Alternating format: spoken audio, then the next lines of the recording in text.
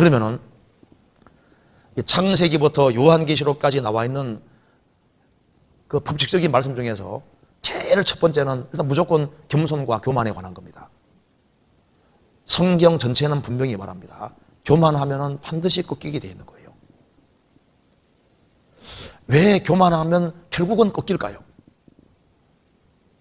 하나님의 본질이 겸손이기 때문에, 교만한 것은 하나님과 충돌이 생기기 때문에 결국은 망하도록 되는 겁니다. 천사가 마귀가 된 것은 딱 한 가지 죄입니다. 무슨 죄입니까? 교만죄입니다. 교만죄. 너 아침의 아들 계명성이여 어찌 그리 땅에 하늘에서 떨어졌으며 너 열국을 엎은 자여 어찌 그리 땅에 지켰는고. 천사가 왜 타락했을까요? 내가 내 마음에 이르기를 내가 하늘에 올라 하나님의 뭇별 위에 나의 보좌를 높이리라. 내가 지극히 높은 내가 북극지폐의 산 위에 자정하리라. 교만해진 겁니다. 가장 높은 구름이 올라 지극히 높은 자와 비길이라 하도다. 그러나 내가 음부 곤 구덩이 맨 밑에 빠치우리로다. 그러니까 하나님과 동등되려 하다가 피조물로서 이게 교만해졌기 때문에 음부에 떨어지게 되고 망하게 되는 겁니다. 잠언 18장 찾아봅시다.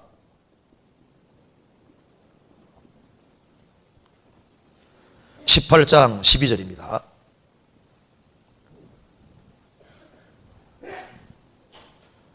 사람의 마음의 교만은 멸망의 성봉이요 겸손은 종기의 앞잡이니라. 사람의 마음의 교만은 멸망의 선봉이요. 멸망의 성봉이라는 게 무슨 말입니까? 교만하면은 그냥 뭐 멸망이 꼬꾸러진다 그 말이잖아요. 겸손은 존귀의 앞잡이니라. 이것은 100% 확실한 말씀입니다. 에스겔을 17장 찾아봅시다. 에스겔을 17장 24절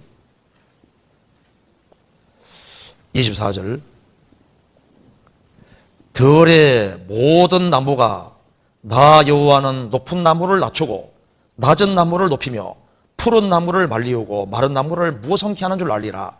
나 여호와는 말하고 이루느니라. 참 인생이라는 게 참 신비합니다. 하나님은 높은 나무는 낮추잖아요. 스스로 높다 생각하는 사람은 주님이 신기하게도 탁 낮추시고, 나는 별거 아닌 존재다 하고 낮추는 사람은 신비하게 높이시고, 나는 푸르다, 나는 푸른 나무다, 나는 잘 돼가고 있다, 이게 자기 힘으로 말미암은 줄 알면 주님께 싹 말르시고, 나는 마른 나무다, 그런 사람은 주님이 무성하게 하십니다. 우리 마음속에 은혜가 흘러야 되는데, 주님 겸손한 자에게 은혜 주시는데 은혜가 흘러 넘쳐야 되는데 은혜가 흐르지 않는다는 것은 왜 그러냐? 답은 간단해요. 높이면은 은혜가 딱 죽어버리는 거예요. 마음에서. 시편 107편 찾아보시겠습니다. 시편 107편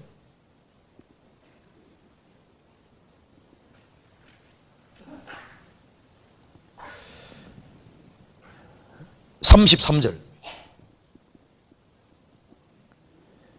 여호와께서는 강을 변하여 광야가 되게 하시며 샘으로 마른 땅이 되게 하시며, 35절. 또 광야를 변하여 못이 되게 하시며 마른 땅으로 샘물이 되게 하시고. 하나님은 강을 변해서 광야로 만드시는 분입니다. 샘을 변해서 광야로 만드십니다. 어떤 사람은 한때 마음이 강이었어요. 생명수가 흐르고 있었습니다. 샘이 흘러 넘쳤는데 어느 날인가부터 마음이 광야가 되어 있고 마음이 마른 땅이 되어 있는 거예요. 왜냐? 이유는 간단합니다. 높아졌거든요. 교만해졌거든요.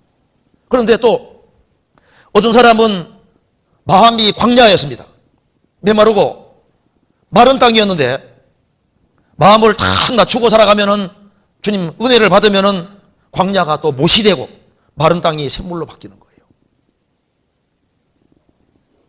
그래서 교만하면 무조건 손해보도록 되어 있는 겁니다. 그래서 이게 교만할수록 점점 낮아지게 되는데, 역사 속에서 제일 교만한 자가 누군지 아세요? 요한계시록 13장에 나오는 적그리스도와 거짓 선지자. 이 두 사람은 전 세계 사람의 오른손이나 이마에 표를 받게 만드는, 표를 받게 하는 사람입니다. 그 사람이 7년 혼란 끝에 예수님이 지상진임하시면 그 사람을 붙잡아서 산채로 불과 유황못에 던진다고 했습니다. 천연왕국 끝나고 난 다음에 마귀를 불 속에 집어넣을 때도 여전히 거기 있다고 되어 있잖아요. 그러니까 제일 교만해졌으니까 하나님이 제일 먼저 지옥에 쳐넣어버리잖아요. 이 사람이 이제 마음을 높이면은 모든 신앙생활에서는 무조건 다 손해보게 돼 있는 거예요. 마음을 다 높이면요, 이제 설교도 판단을 합니다. 그죠? 누가 설교를 잘했네, 못했네, 준비를 많이 했네, 안 했네. 간증을 들을 때도, 간증 들으면서도 이제 다 판단을 하고 있고, 그 이제 교만하면은 이게 참을성도 적어져요. 그래서 누가 간증 지루하게 하면 저걸 간증이라고 하냐고 막 마음 문제가 심각해지거든. 그죠? 마음을 낮추면은 모든 면에서 이익을 보도록 되어 있습니다. 그러니까 이 신앙에서 성공하고 실패하는 건 복잡하지 않고 딱 하나예요. 높이냐 낮추냐, 여기에 따라서 다 이제 기본적인 게 다 결정이 되는 거예요. 마태복음 18장 봅시다. 마태복음 18장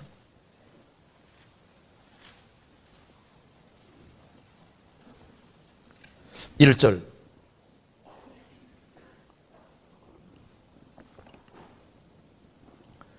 그때 제자들이 예수께 나와 가로되 천국에서는 누가 크니이까?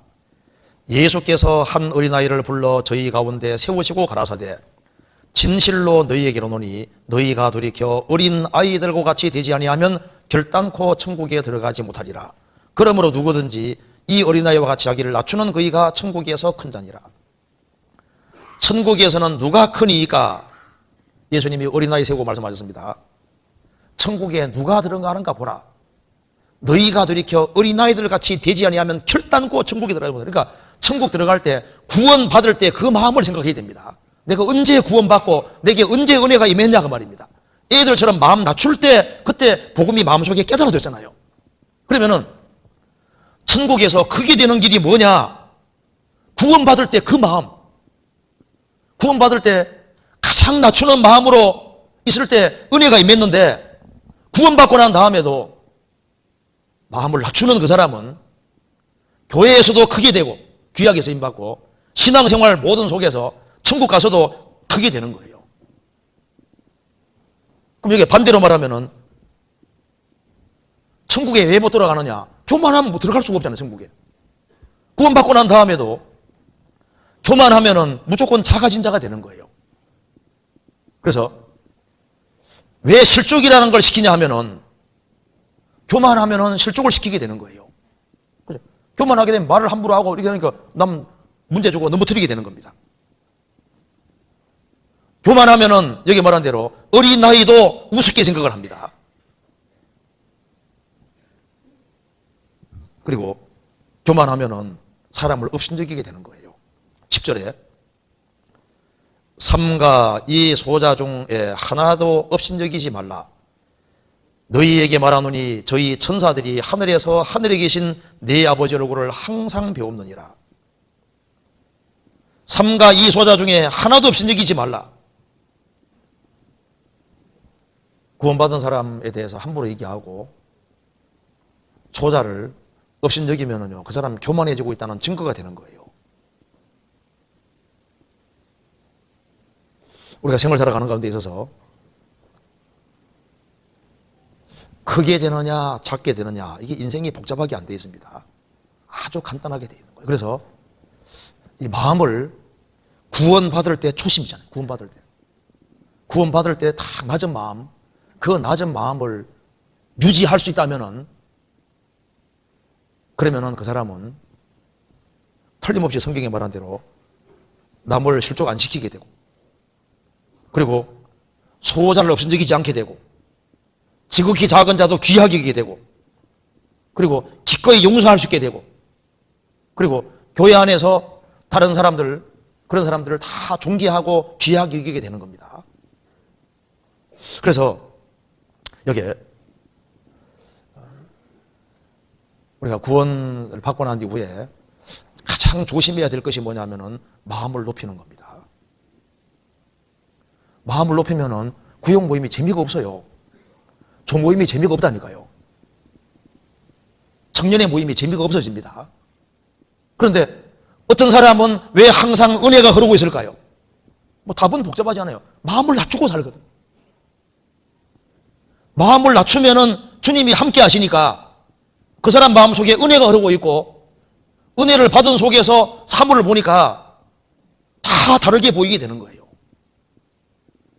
그래서 마음 낮추면 항상 유리합니다. 마음을 낮추면요, 이제 누가 설교하러 왔다. 그러면 설교하러 왔는데 준비가 좀 덜 돼 있다고 생각해도 어떻게 합니까? 그 사람 위해서 기도해 주게 되는 거잖아요. 그렇지 않습니까? 누가 간증을 지루하게 하면 문제가 됩니까? 문제 안 되잖아요. 아, 저렇게 길기도 하는구나 하고 그냥 끝나버리는 거잖아요. 별 문제 안 된다니까요. 아니, 마음 낮춰봐요. 낮추면은 좋은 일이 많이 생기도록 돼 있다니까요. 마음 낮추면은 사물을 보는 눈을 주님께서 바르게 만들어 주시는 거예요.